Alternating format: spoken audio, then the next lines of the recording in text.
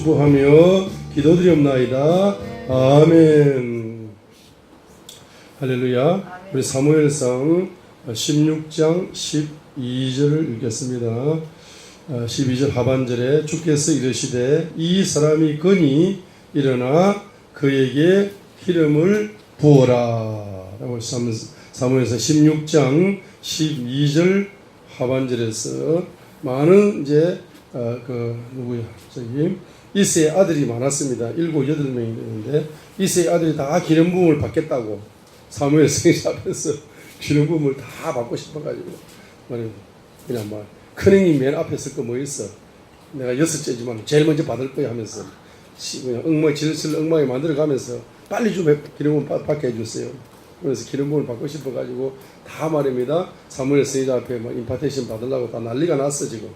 그러죠? 한 달 동안 금식기도도 하고 21일 금식을 난리가 났는데 주님께서는 말입니다. 7명에게 기름 부음을 주지 않고 그냥 다윗에 오라. 다윗에게 기름 부음을 부어줬습니다. 자, 그러면 이제 기름 부음을 받아버리니까 기름 부음을 안 받은 7명의 형님들하고 기름 부음을 받은 막내 다윗하고는 그때부터 이제 인생의 차원이, 축복의 차원이 완전히 이제 역전되기 시작합니다. 큰형님이라고 제 1번 축복받는 거 아니에요. 그죠? 제일 잘생긴 이런 엘리압이나 이런 형님들이 축복을 받는 것이 아니고 세월이 가면 갈수록 이제 다윗의 이제 축복이 열매를 맺는 시작이 바로 기름 부음인 것입니다. 이제 기름 부음을 이제 받게 되면은 어떤 역사가 일어나게 됩니까? 바로 기름 부음을 받게 되면은 주님께서는 다윗을 왕으로 기름을 부어 주시기 때문에 다윗이 이제 왕이 되기 위해서 필요한 것이 많습니다. 그래서 이제부터는 다윗은 기름 부음을 받기 전에는 자기의 필요가 있어도 필요를 체험받지 못하고 항상 결핍하게 살았지만은 이제 왕의 기름 부음을 받으니까 왕이 되기 위해서 필요한 것들이 많습니다. 그 필요한 것들을 하나하나 주님께서는 계획 속에서 공급을 해주시는 것입니다. 자, 여러분에게 왕의 기름 부음을 받게 되면은 어떤 사람을 만나야 됩니까? 다윗이 지금 목동인데 왕의 기름 부음을 받고 나니까 제일 먼저 필요가 뭡니까? 바로 왕을 만나야 됩니다. 사울 왕을 만나야 되는 거예요. 사울 왕을 만나야 되는 겁니다. 자, 그래서 주님께서 다윗을 보게 될 때에 다윗이 이제 왕의 기름이 부어졌으니 다윗에게 왕이 되기 위해서는 먼저 이제 사울 왕을 만나야 되겠다 하는 그 필요가 있는 겁니다. 자, 그 필요성을 주님께서는 채워주시는 것입니다. 사람을 통하여 공급해 주시는 것입니다. 사람을 통하여 공급해 주시게 될 때에 그 왕에게 이제 문제가 발생하는 것입니다. 사무엘상 16장 14절로 15절을 보세요. 자, 주의 영께서 사울을 떠나버리고 주로부터 오는 악한 영이 사울을 괴롭게 했습니다. 사울의 신하들에게 이르되 이제 보소서 하나님으로부터 온 악한 영이 왕을 괴롭게 합니다 했습니다. 자, 사울 왕에게 이제 악신이 들려가지고 괴로움을 경험하게 됩니다. 사울 왕이 괴로움을 경험하게 됩니다. 자, 왕이 괴로움을 경험하게 되는데 이 왕이 경험하는 괴로움은 약으로도 고칠 수 없어요. 어술로도 고칠 수 없어요. 어떤 사람을 통해서도 고칠 수 없고 어떤 마술을 통해서 고칠 수 없고 어떤 것을 통해서도 고칠 수 없는 괴로움의 질병에 걸려버리는 거예요. 이 괴로움의 질병을 고치려면은 누가 필요하냐? 바로 다윗이 필요합니다. 자, 그러죠? 다윗이 필요하는데 사울에게는 이제 신하들이 다윗을 소개하는 것입니다. 그래서 다윗의 필요는 바로 누굴 만나는 것이다. 다윗의 필요는 왕의 기름 부음을 받았기 때문에 사울 왕께 가까이 가야 됩니다. 사울 왕을 만나야 됩니다.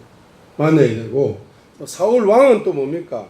악한 영에 사로잡혔기 때문에 사울 왕은 앞으로 자기 다음에 대통령 될 사람을 만나야 됩니다.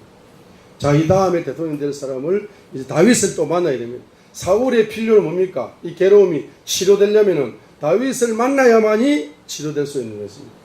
자, 그래서 이제 그것의 필요를 충족시켜 주기 위해 가지고 그 신하들이 등장하는 것입니다.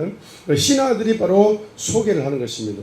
이 신하들을 통해서 바로 이와 같은 필요가 공급되어지는 기적이 일어났다는 것을 보여주는 사건이 바로 16절부터 23절의 사건을 이제 기록하고 있는 것입니다.